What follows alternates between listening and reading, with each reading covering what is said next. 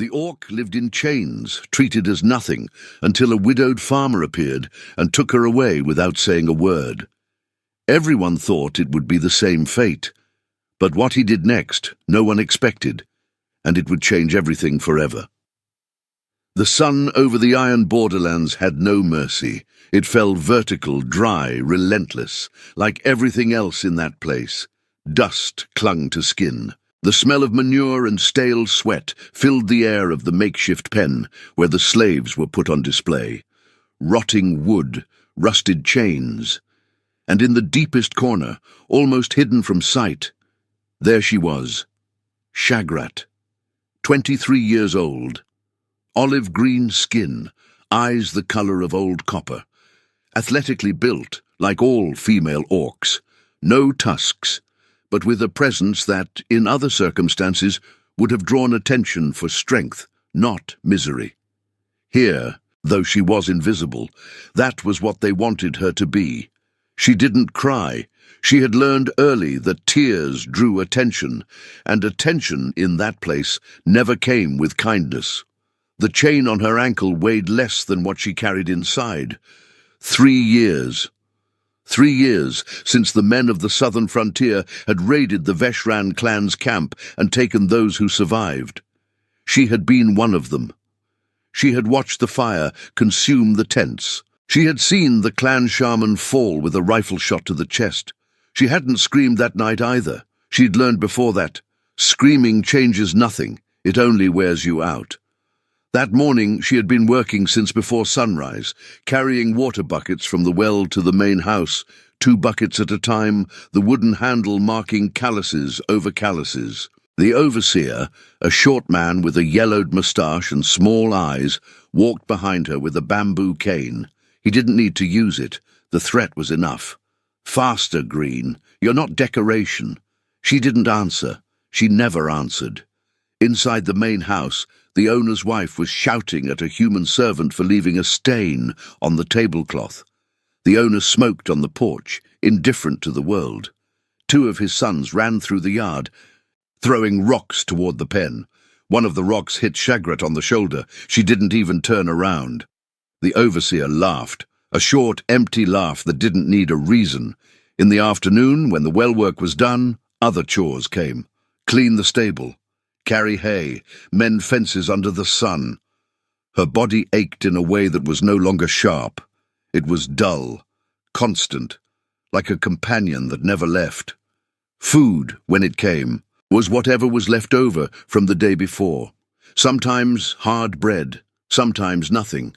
She ate what she had and stayed quiet. At night, in the pen, there were 3 others. 2 humans from distant regions, too old for heavy labor, and a male orc named Throck, younger than her, who still had the flame of hatred in his eyes. He had tusks like all orc men, thick, slightly curved, and he kept his jaw tight most of the time, like someone holding back words that had nowhere safe to go. He whispered escape plans that never came to anything. "One day," he would say. "One day," she'd repeat without believing it. But it was what you said. It was what kept something alive in the chest. Shagrat lay down on the dry hay, stared up at the cracked wooden ceiling. Outside, the stars of the iron borderlands blinked cold and distant. She knew them by heart. She had memorized them during the nights at the Veshran camp, when the shaman said they were the eyes of the ancestors. She wasn't sure she believed that anymore, but she looked at them anyway. They were the only things no one could put in chains. She closed her eyes and waited for another day to end. What she didn't know was that very night, on the other side of the frontier, a man was rehearsing a decision that would change both their fates. The notice was nailed to the tavern door, with 3 rusted tacks. Sale, final lot, Correa property, Saturday. Nobody read it with any real interest. It was the kind of thing that happened at the end of a debt cycle, when an owner couldn't pay his creditors anymore and needed to liquidate whatever was easiest. Cattle, tools, and those who were considered neither one nor the other. Shagrat was led to the center of the village with the other three. The morning was already hot. A dry wind moved dust through the street in slow spirals. Men gathered around the makeshift square, some out of genuine interest, most out of habit. Throck was the first to be sold, fast. A merchant from Greystone bought him without even looking properly. He just wanted arms to haul rocks in the mine. Throck was led away with a rope around his wrist, and he didn't look back. Shagrat watched until he disappeared around the corner of the stable. The two old humans went together. A farmer bought them both with what appeared to be pity, but Shagrat knew that pity was rarely the real reason for anything in these lands. Then it was her turn.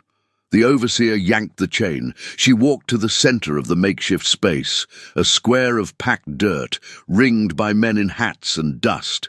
Some looked on with indifference, others with a darker curiosity, the kind that made her skin feel like it didn't belong to her. "Female orc," the overseer announced with no enthusiasm. "Strong, works well, no complaints." Silence. "Anyone opening?" More silence. A man at the back spat on the ground. Another said something low that made his neighbor laugh. Shagrat stood still, eyes fixed on some neutral point on the horizon. She had learned not to look at faces. Human faces in these situations rarely had anything useful to offer. "Nobody?" the overseer pressed, irritation sharpening his voice. "How much do you want?" A voice came from the right, different from the others, low, direct, no irony. Shagrat moved her eyes slowly in that direction. A man of around 40, maybe more, tall, dry as a winter branch, wide-brimmed hat, dark coat worn at the edges, the face of someone who had worked under the sun for decades, deep lines, closed expression. He didn't look rich. He didn't look cruel. He looked tired in a way that went deeper than one bad night. He wasn't looking at her with the slow assessment the others did. He was just waiting for the overseer's answer. The overseer named a price. The man didn't haggle. He pulled coins from his coat pocket, counted them in his own palm, and handed them over without ceremony. "Done," he said. The overseer passed the chain to the man. The man looked at the chain for a second. Then he looked at Shagrat. "Can you walk?" he asked. She didn't answer, just stared at him. "I'll take that as a yes," he said, and coiled the chain loosely in his hand without pulling it. Then he turned and walked toward the horse tied to the post. Shagrat followed. She had no choice. But there was something different about that moment. He hadn't pulled the chain, hadn't given an order. He'd asked a question, a small question, almost inconsequential, but it was the first one anyone had asked her in 3 years. She climbed into the wagon. He took the reins. The village disappeared behind them in the dust, and Shagrat looked at the road ahead without knowing where she was going, only knowing that this man's silence didn't carry the same weight as all the other silences she had known. Still, the fear stayed. The road to the farm took nearly 2 days. The man didn't speak. Neither did she. The wagon creaked over dry gravel. The horse, an old roan, patient, followed the path as if he knew it by heart. The sun sank behind the mountains of Shadow Green Canyon on the first afternoon, and the sky turned a heavy purple that looked like a wound on the horizon. Shagrat observed everything. That was what she did when she didn't understand a situation. She catalogued details. The man had no whip marks on his hands. The hands of someone who beats carry calluses in a specific pattern. His were calloused, but from hoe and rain. He had a long scar on his left wrist. The holster of his revolver was worn, but the weapon looked well kept, like someone who used it rarely but always maintained it. He didn't seem like a man of easy cruelty. But she had been deceived before. On the first night, they stopped near a stream. He lit a fire without asking for help. He pulled 2 strips of dried meat from the saddlebag and tossed one in her direction without a word. She caught it in the air, ate slowly, watching the fire. He ate on the other side of the flames, also watching the fire. When he finished eating, he took a blanket from inside the wagon and set it on the ground at a respectful distance, close enough to the fire to be warm. "It'll get cold," he said only. Then he lay down on the other side, using the saddle as a pillow, and closed his eyes. Shagrat stayed awake for hours. She waited for the moment the trick would be revealed. She kept her back against the wagon wheel, eyes open in the dark, ears tuned to any movement. He slept.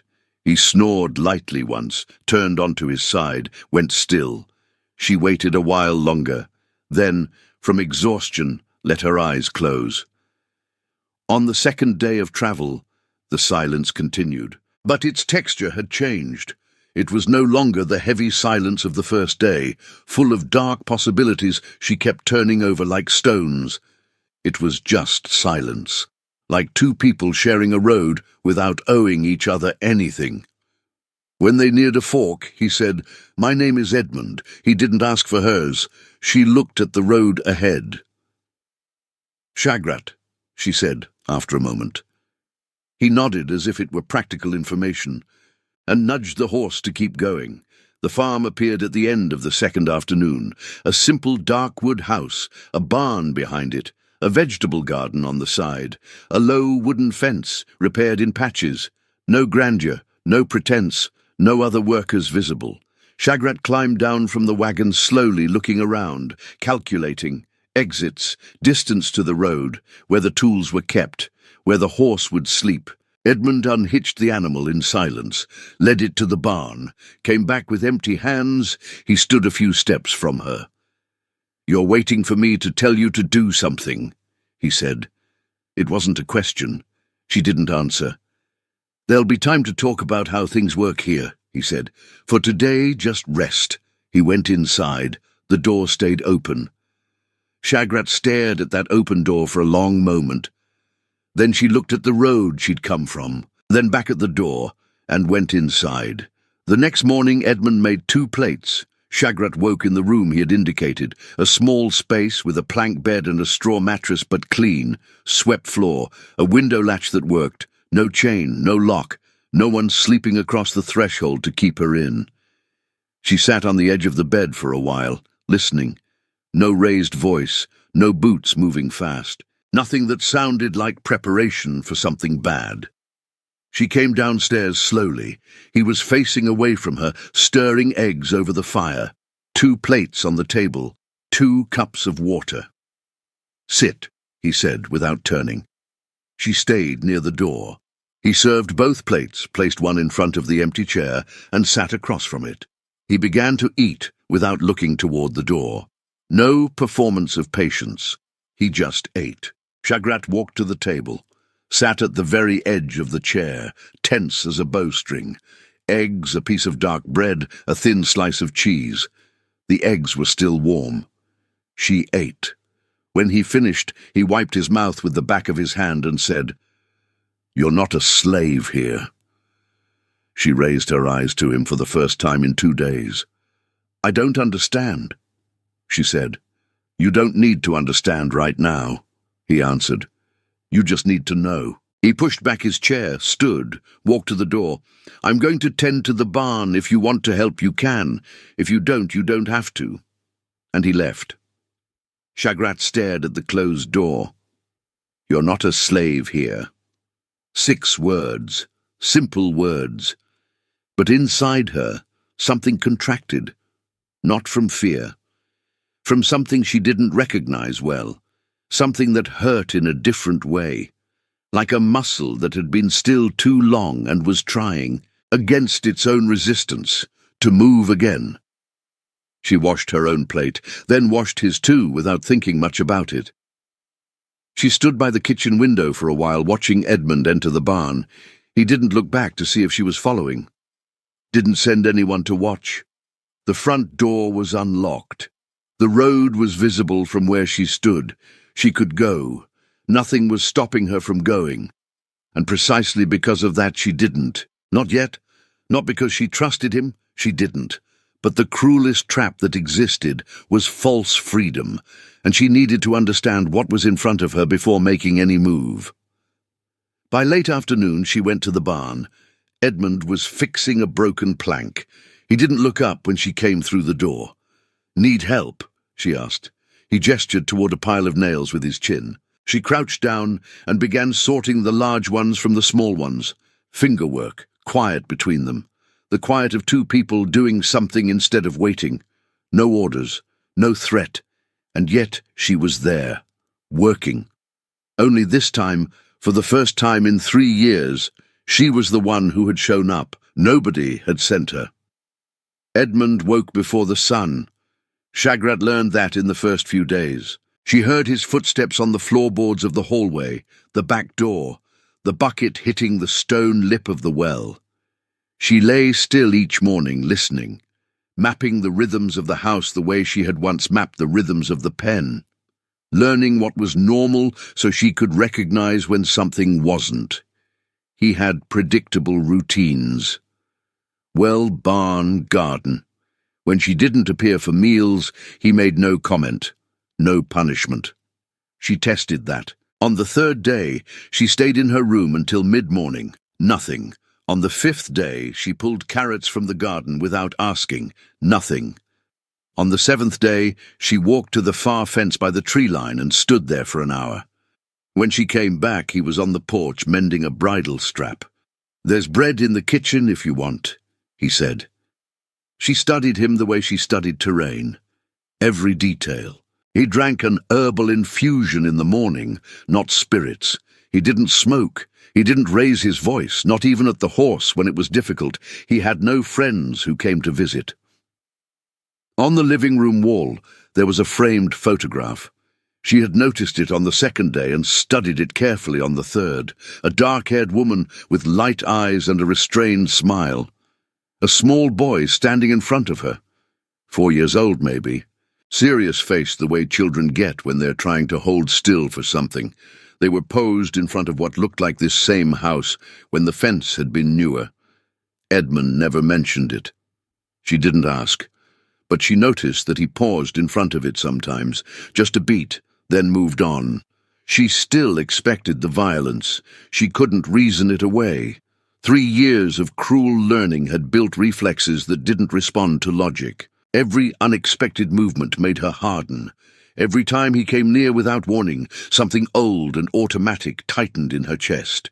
He seemed to sense it. He began announcing himself before appearing, a light cough at the corner, a quiet, going past you, before moving in her direction. Small warnings. She noticed. She said nothing, but she noticed. In the 2nd week, she began tending the vegetable garden without being asked. Most plants she recognized, root vegetables, hardy herbs, but along the southern edge, half buried in weeds, there were yellow flowers she knew from something older. Vesh ran flowers. The clan used them for healing tea, for the smoke that accompanied the shaman's work. She'd not seen them in 3 years. She crouched down and cleared the weeds around them carefully, one by one. Edmund walked past later that afternoon and stopped when he saw what she was doing. "You know what those flowers are," he said. It wasn't a question. "Yes," she said, without looking up. "From your clan?" She paused, looked at him sideways. "Yes." He was quiet for a moment. "Take care of them," he said. "They're good," and went back to work. Shagrat stayed crouched in the dirt for a moment after he left. Something had shifted, something small and almost imperceptible, like a door that had been stuck for years, moving a single inch. Not open, not yet, but no longer entirely sealed. Like a wound that begins, very slowly, to close. Time passed the way it does when you stop counting days. Shagrat stopped calculating weeks. She started calculating harvest cycles, moon phases, scars that were healing. The garden grew. The barn got its broken plank replaced. And then a section of roof that had been letting in weather. The back fence that had been leaning now stood straight. She didn't do any of it out of obligation. She did it because there was something satisfying about seeing broken things become whole. About having hands occupied with something that didn't cost anyone anything. Edmund worked alongside her most days. He wasn't a talker. He didn't fill silence with words the way some people did. Nervously, as if quiet were a thing to be afraid of, he worked steadily and let things be what they were. She found she preferred that. One morning she was kneading bread at the kitchen table. She'd taught herself by watching his hands, then trying alone, then trying again, and when he came through the back door with a rabbit he'd caught on the ridge. "Good," he said, noticing the bread. "It'll take a while," she answered. "Everything worth it takes a while," he said, and set the rabbit on the counter. That evening they ate together properly for the first time, not 2 plates set out with the stiff courtesy of strangers, but 2 plates of food that both of them had made. He said the bread was very good. She said the rabbit was seasoned wrong. He laughed. It was the first time she'd heard him laugh. Short, quick, almost surprised at itself. Like a sound that escaped before he could hold it back, like someone who had forgotten he was capable of it. She didn't laugh, but the corners of her mouth moved. A few days later, a traveling merchant arrived. Oscar was old and perpetually in motion. He climbed down and looked around the yard with the evaluating eyes of a man who noticed everything. His gaze landed on Shagrat and stayed a second too long. "New worker?" he asked Edmund. "Shagrat," Edmund answered, without qualification, without explanation or apology. Oscar waited for more. Edmund gave nothing more. The old merchant accepted his coins, muttered something to himself, and climbed back onto the wagon. When his dust had settled back into the road, Shagrat said, "He'll talk in the village." "Probably," Edmund agreed. "That's going to cause trouble." He was quiet for a moment, looking down the road where Oscar had gone. His expression wasn't worried. It was the look of a man who has already done his calculation and made his choice. "Already is," he said, and added nothing more. There was something in the plainness of it, in the way he didn't perform resignation or bravery. He had just said the truth the way you state the weather. That week, he came back from a supply run with a piece of leather and left it on the kitchen table without explanation. Good leather, thick, well-tanned, the kind that would last for years. She looked at the leather, then at him. "For whatever you want," he said, and went back outside. She sat with it for a long time after he left, turning it in her hands. It was the first thing anyone had given her in 3 years without a price attached. The rider arrived on a very hot afternoon, when the air sat heavy and still, and even the birds had gone quiet in the heat. Shagrat was in the garden when she heard the hoofbeats. 3 horses, 3 men. The first had the Frontier Council's emblem stitched to his shoulder. Edmund came out of the house before they reached the fence. "Edmund Varn," the first man said without dismounting. "People are talking in the village." "People always talk," Edmund replied. "They're saying you've got an orc living here, free." "Free is a word people use for what they don't understand," Edmund said. The man's eyes moved to Shagrat, that long, measuring look. She stood still, didn't shrink, looked back at him steadily, which she knew made men like him uncomfortable, which was precisely why she did it. "The council has rules," the man continued. "An orc is not a citizen. She can't live without formal registered guardianship." "I'm the guardian. Register it," Edmund said. "You need anything else?" A pause stretched between them. The second man murmured something. The third looked over the farm with the particular attention of someone calculating what it would be worth. "There'll be a meeting in the village next week," the first man said. "The mayor wants to talk. If he wants to talk, he can come here," Edmund replied. "I have work to do." The rider held his ground for a moment, then pulled his reins and turned the horse. The other 2 followed without another word. When the road was quiet again, Shagrat walked over to where Edmund was standing. "You could have gotten out of that," she said. "I wasn't going to do that," he answered. "Why?" He looked at her. There was something at the bottom of his eyes, not anger, not pity. Something heavier, older. "Because it would be wrong," he said simply, and went back inside. Shagrat stayed where she was. She thought about what he'd said. Not the words. The words were plain enough. She thought about the weight behind them. He had said it would be wrong, the way people say the sky is blue. Not as a statement designed to impress, just as a fact settled long ago. That night, while Edmund slept, she sat at the window of her room and looked at the road, at the dark line of the tree line, at the stars she knew by name from a different life. She thought about going. It would simplify things. For both of them. She disappears, he keeps the farm, the council is satisfied, the village stops talking. But there was still something unresolved. Still the question she hadn't been able to answer in all the weeks she'd been watching him. Why had he come to that sale? Why her? She had no answer, and Shagrat distrusted things without answers. She went back to bed before dawn.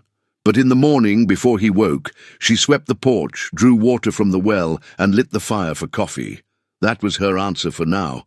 It was on a cold night that Shagrat came across the photograph on the table. Not for the first time.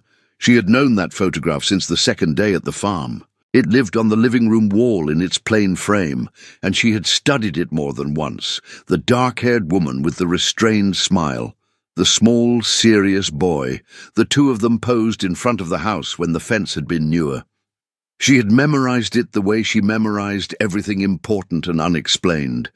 But that night it was on the table. Edmund had taken it down and left it there. She didn't know when. She picked it up in the lamplight. The woman's eyes were clearer up close. The boy had his father's jaw. She was still holding it when Edmund came into the room. He saw it in her hands, saw that she was looking at it. He pulled out the chair across from her and sat down without saying anything right away. She set the photograph carefully on the table between them. "Your family," she said. She already knew it was. "Was," he answered. She let the silence stand for a moment. "The war?" she asked. He folded his hands on the table, looked at them rather than at her. "My wife died of fever 2 years after the war ended," he said. His voice was flat, in the way voices get when they've said something so many times, the saying no longer breaks anything. "My son was with a hunting group that was intercepted, out past the ridge. He was 7 years old." "Intercepted by who?" "An orc clan," he answered, without anger. "Just the fact." Shagrat was quiet. "Clan Brektar," he continued. "They had lost women and children in a battle a few days before, hungry, desperate, full of hatred that didn't choose carefully. The war made that of many people and many clans. It didn't care which side it hollowed out. She knew the Brektar, not personally, but by the shape of their grief. She knew that hunger and hatred together could strip any living creature down to something unrecognizable. She had seen it in orcs. She had felt the edges of it herself. "Why did you go get me?" she asked. Edmund was quiet for a moment. Outside, the wind moved through the trees. "Because I woke up one morning," he said slowly, "and looked at what I was building inside myself, brick by brick. Hatred for every orc that breathed. As if that was going to give my son back." He stopped. His hands were still on the table, and I realized that if I let that hatred finish me, I would have died with him, just more slowly and for nothing. "I went to that sale because I wanted to find out if I was still capable of doing the opposite," he said. "If I could choose something different from what the hatred wanted. That was all it was." "And could you?" she asked. He looked at her then, directly, without the slight guardedness he usually kept. "I'm trying," he said. She sat with that. The lamp burned low. There was something in the room that she hadn't felt in a long time. Not safety. She wasn't sure she knew what that felt like anymore. Not gratitude, something rarer. It was the feeling of being told the truth. She went to her room without more words, but lying in the dark. She thought about the Veshran shaman falling in the firelight, about the tents, about everything the war had taken from inside her that she hadn't found a name for yet. And for the first time, she thought that maybe what Edmund was trying to do was the same thing she would need to try too. Not today, but one day. The smoke appeared on the eastern side. It was nearly midnight when Shagrat woke to the smell. She knew it at the cellular level, knew it from the night the Veshran camp burned. Old wood catching flame makes a sound before it makes a smell, and she had heard both at the same moment, there in the shallow end of sleep. She was on her feet before the thought had fully formed. The barn was in flames. She came downstairs running and hit the cold night air at the back door. Edmund was already outside, bucket in hand, but even from where she stood she could see it was too far gone. The entire back wall was orange and roaring. Not enough water, not enough time. The horse was still inside. She didn't hesitate. "Shagrat," Edmund said, already hearing her footsteps moving the wrong direction. She was at the barn's side door. The heat hit her like a wall. The smoke was low and fast, the kind that takes your vision before it takes your air. She moved through it by memory. She had memorized the layout of that barn in the first week, every plank, every corner, every post. The horse was pressed against the far wall, trembling so hard she could hear it, eyes white and rolling. She spoke to him the way the Veshran had taught, not commands, not soothing nonsense, just presence, low tones. "I'm here, I'm here." The particular calm that said, "I am not afraid, so you don't need to be." His breathing stuttered, then steadied. He let her take the halter. They came through the side door together. The roof gave way 30 seconds after they cleared it. The sound was enormous, a deep crack and then a long roar of settling. The ground shook once. Edmund stood in the yard with the empty bucket in his hand, watching. Shagrat walked the horse to the far end of the field, away from the smell and the light. She stayed with him until some of the trembling went out of him. Then she walked back. 2 men stepped out of the shadows at the tree line. She saw them before Edmund did. "Edmund," she said quietly. He followed her gaze. They stopped when they realized they'd been seen, both carrying torches, not raised, not threatening in posture, but torches in the middle of the night, beside something burning. Shagrat understood immediately what that meant. Edmund walked toward them without hurrying. "That was you," he said. It wasn't a question. "The whole village thinks what we think," one of them said. Broad man, rough voice. "A free orc is a danger, always has been." "You burned my barn," Edmund said, to frighten me." "To wake you up," the other answered. Shagrat had gone to the side of the house while the horse was still settling and come back with a short hoe handle. Not raised, not threatening, just in her hand. Presence, the sign that she was not the kind of thing that hid when trouble arrived. Both men looked at her. "She's going to attack," the broader one said. "No," Edmund replied without looking back at her. "She's waiting for you to leave." The silence that followed was long enough to matter. The fire crackled and sighed behind them. The broader man looked at Shagrat, then at Edmund, then at the ground. He took a step back. The second man held his position a beat longer, something working behind his eyes. Not bravery, just the slow retreat of stubbornness, encountering something it hadn't expected. Then he stepped back too. "This isn't over," he said. "It was over before it started," Edmund replied. They left. Their footsteps faded into the dark. The barn burned down to embers.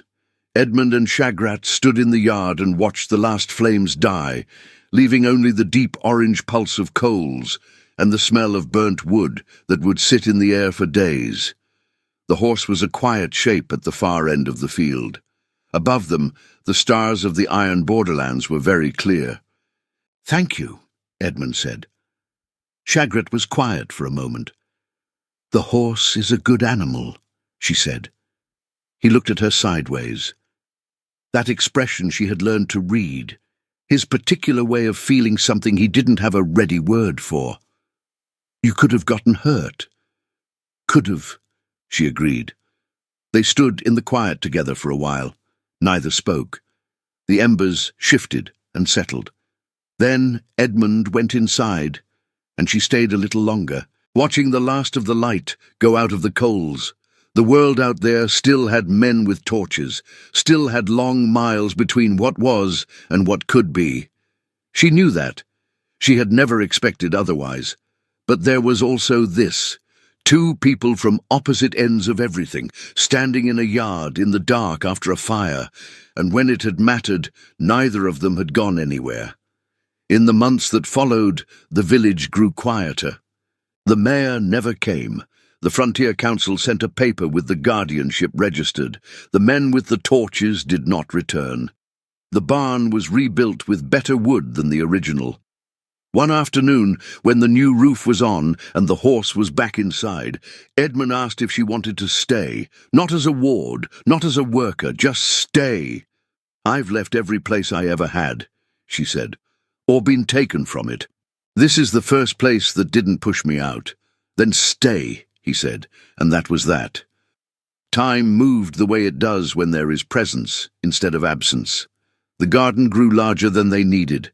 The horse aged into a quieter version of himself. The Veshran flowers along the southern edge spread into a full row, yellow and steady, blooming each spring without being asked to.